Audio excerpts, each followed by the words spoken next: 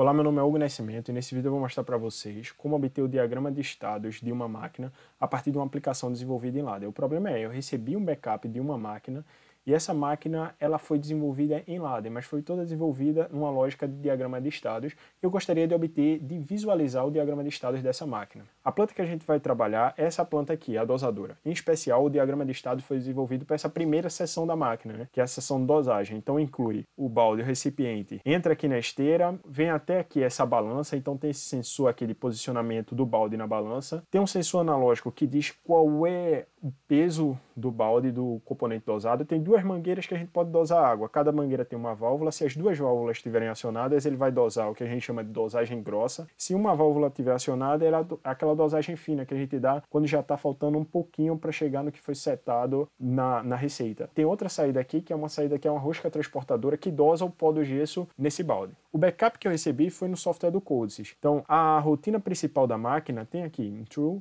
chamando um bloco. Então é simplesmente chama um bloco que é o bloco máquina de estados balança, que é esse bloco aqui que foi desenvolvido em Ladder.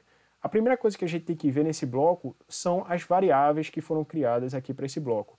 Então a gente tem aqui, ó, step 0, step 1, step 2, step 3, step 4, step 5, T1, que é uma variável de um temporizador ou um delay, e o tempo passado, que é uma variável também do tipo time desse temporizador. Então perceba, aqui estão as variáveis, mas existe uma coisa importante que a gente deve observar.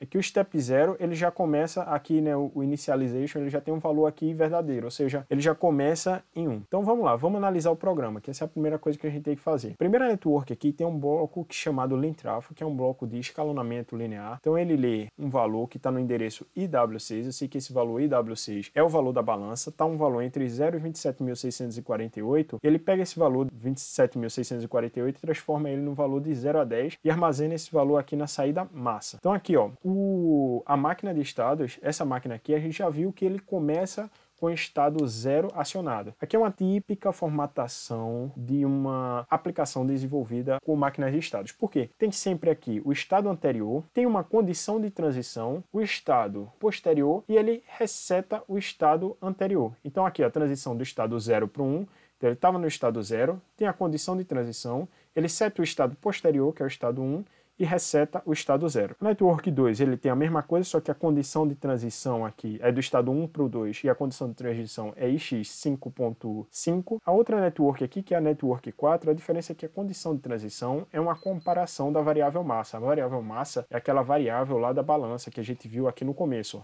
do bloco lintrafo, ele armazena em massa. Então, quando a massa for maior que 3, ele vai setar o estado 3 e resetar o estado 2. A mesma coisa acontece aqui, ó. É uma condição de transição baseado numa comparação da variável massa. Só que aqui é 3,5. A network 6 também é a mesma coisa, tem uma comparação aqui da variável massa, quando for maior que 6,5, ele transita. E a última transição aqui, ó, porque aqui eu estou vendo que já são acionamentos, a condição de transição que muda, e aqui é um temporizador. Ele botou um temporizador, um delay. Então, quando chegar no step 5, ele vai contar 2 segundos e vai voltar para o estado 0. É isso mesmo. Ele vai chegar lá no último estado e vai voltar para o estado 0. Então, a gente já viu que a nossa máquina é uma máquina que tem do estado 0 até o estado 5. A gente viu que sempre foi transição do 0 para o 1, do 1 para o 2, do 2 para o 3, do 3 para o 4, do 4 para o 5. Ou seja, a máquina ela nunca vai estar em dois estados ao mesmo tempo. O que é que isso significa para a gente? Não existe branches paralelos quando a gente for esboçar a nossa máquina de estados. As networks subsequentes aqui, ele diz que o acionamento de QX 1.0, que é a esteira de entrada, ele vai ser acionado nos estados 1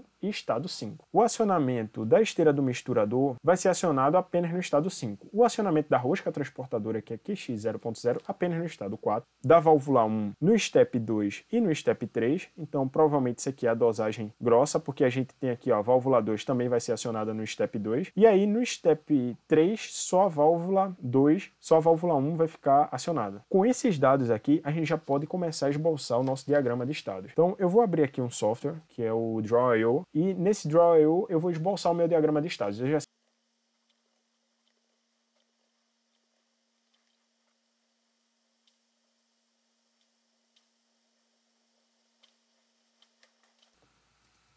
Então tá aqui montada a minha máquina de estado, ela tem do step 0 até o step 5 e saindo do step 5, voltando para o step 0, como a gente tinha acabado de discutir. E eu preciso colocar, a minha máquina de estados, ela é basicamente formada de estados, transições e ações. Então eu vou colocar essas ações do lado dos nossos estados. E aqui eu coloquei um N, mas mais no futuro, mais para frente do vídeo, eu vou mostrar para vocês por quê. Do step 0 para o estado 1, a condição de transição é ix 9.3. Então eu vou colocar essa condição de transição aqui. Do estado 1 para o estado 2, a condição de transição é ix 5.5. Do estado 2 para o estado 3, do estado 2 para o estado 3, é uma comparação aqui da massa ser maior que 3. Então eu vou colocar justamente massa maior que 3.0. Do step 3 para o step 4, é a massa ser maior do que 3,5. Está aqui escrito 3 por 4.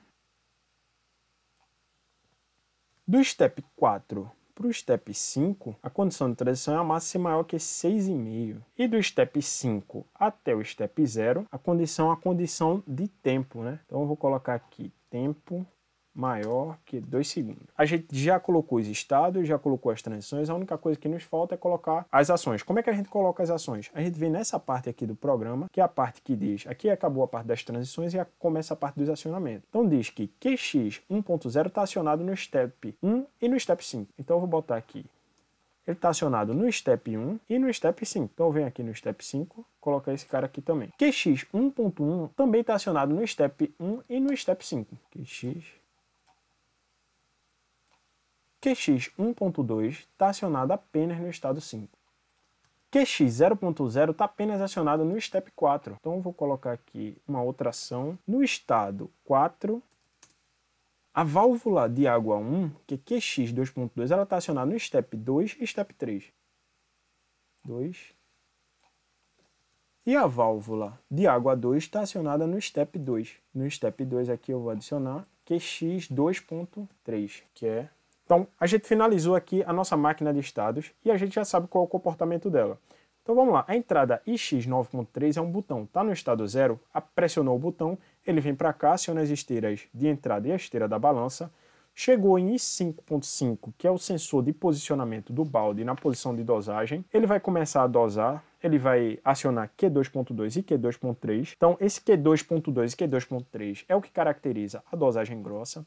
A massa foi maior do que 3, ele vai começar a dosagem fina, porque ele só vai acionar a válvula 1. Passou de 3.5, ou seja, ele vai dosar meio ali naquela dosagem fina, aí ele vai acionar a saída QX 0.0, que é a rosca transportadora para depositar o gesso dentro do balde. Passou de 6,5, ele vai acionar todas as esteiras por um tempo apenas para expulsar o balde. Bom, dessa forma a gente tem aí construído o nosso diagrama de estados. Esse processo é exatamente isso aqui. A máquina de estado com todos os estados, transições e as ações. Espero que vocês tenham gostado e no próximo vídeo a gente vai ver aí como implementar essa máquina de estados usando um bloco SFC no Codesys.